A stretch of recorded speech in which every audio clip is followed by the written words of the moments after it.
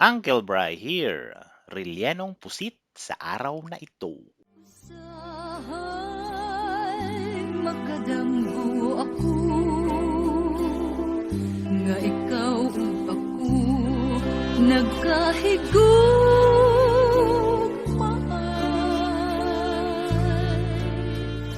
nganong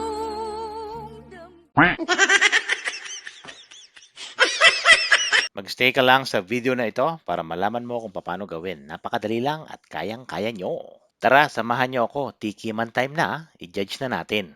Sweet and sour nga pala yung ginamit kong sausawan para ma-enhance yung lasa ng relleno. Para sa akin, okay naman yung lasa. Subukan nyo ring toyo at kalamansi. Masarap din naman ang lasa niya. Depende na lang kung anong trip nyo na sausawan. Tara, i-prepare na natin ang ating lulutuin. Pipitas nga pala ako dito sa ating mini garden ng kamatis.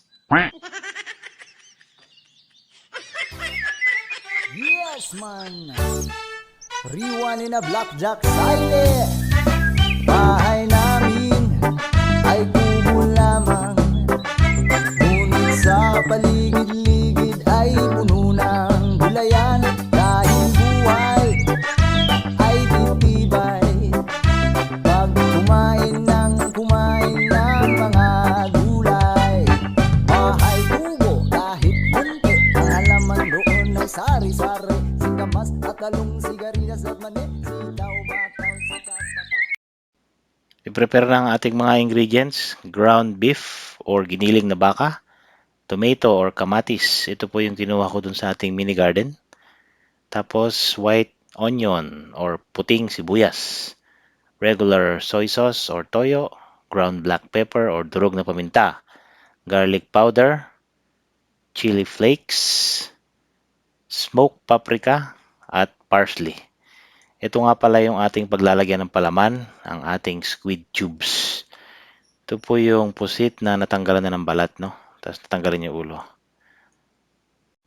Time for our marination. Lalagyan ko ng toyo ang ating pusit, durog na paminta or ground black pepper. Mga tansya ko rito half teaspoon ito or 1/4 teaspoon. Pwede nyo nang pong i-adjust yan during marination. Kung nakukulangan pa kayo, lalagyan ko rin ng garlic powder. Tansya ko rito siguro 1.5 teaspoon ito. Again, pwede nyo dagdagan or i-adjust. Tapos lalagyan din natin ng chili flakes, optional din sa ayaw sa maanghang.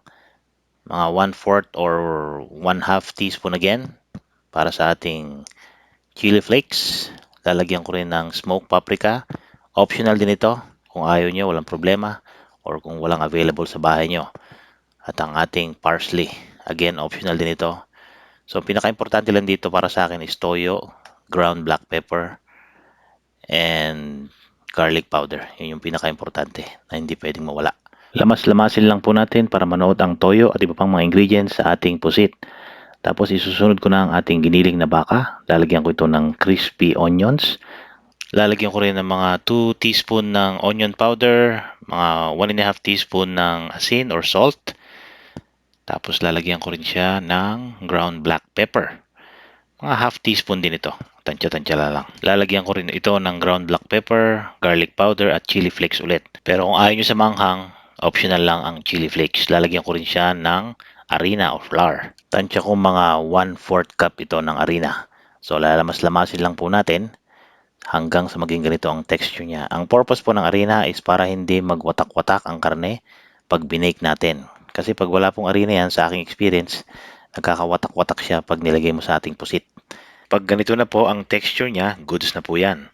Maghihiwa nga rin po pala ako ng kamatis dito, isasama natin sa ating palaman or filling. First time ko nga lang pala gagawin to, so experimental lang siya. So yung magagaling magrelleno dyan, disclaimer sa inyo ha.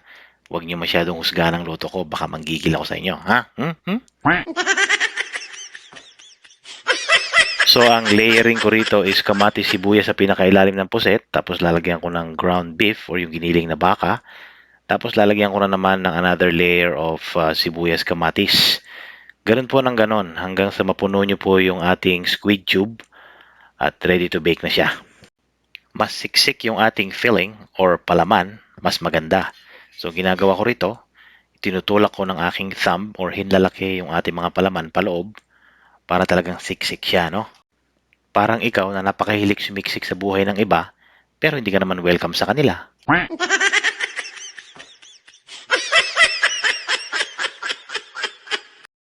Oo nga pala, before I forget, 1/2 kilo ng giniling na bakang ginamit ko rito, ano?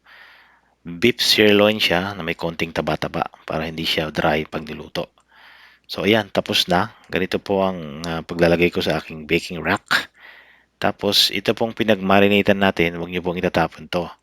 Ipampapahid po natin yan. Lalagyan niyo po ng konting mantika, tapos ipapahid niyo sa ating relleno para hindi siya dry habang binibake.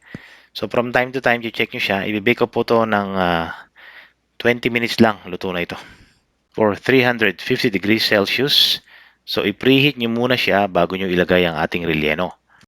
Sa mga viewers ko dyan na hindi pa nakafollow sa akin, i-follow nyo lang po ako sa Facebook, YouTube, or TikTok para po maging updated kayo sa aking mga latest videos. Maraming salamat po sa inyong palaging panonood. Ayan, so after 10 minutes, papahiran ko ulit siya ng toyo na may mantika para hindi siya maging dry, no?